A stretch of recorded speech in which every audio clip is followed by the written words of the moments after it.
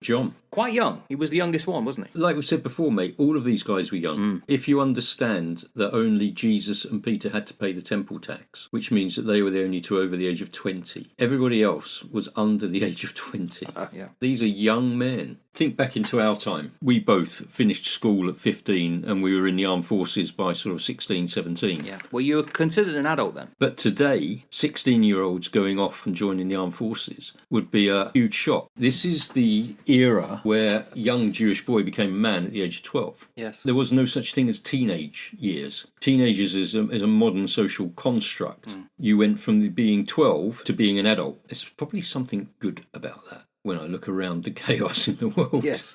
Well, you grew up quicker. So we've got to be careful that if we say these are teenagers by our standards, they were adults by the context and the cultural understanding back in the day. Yeah. They were adults in their society. But historically, he's always depicted as quite young and fair-haired, which was the way in which his portrait was always depicted. We have no idea whether he was like that. But he probably had a youthfulness about him that the others didn't. Yeah, maybe he did. This is a bit of a problem, I think, that we've got with John. John's known as the apostle of love because all of his stuff he wrote about Jesus's love for the church, and he wrote about love for one another as being a hallmark for all of the believers. And so he's sort of lovey disciple, which tends to then get him portrayed as being a little bit effeminate, a little bit youthful, a little bit fresh. Think about this for a minute. What's the tagline, the strapline that he's got with his brother? Oh, the Sons of Thunder, yeah. The Sons of Thunder. Yeah. He was a rugged young fisherman. It's very, very likely that he would have been a tad intolerant, that he was quite ambitious, as you've said, and that he was actually living up to his nickname. So we need to get rid of the Last Supper image of him lying across Jesus being a little bit la-di-da and get him as he was, a young fisherman.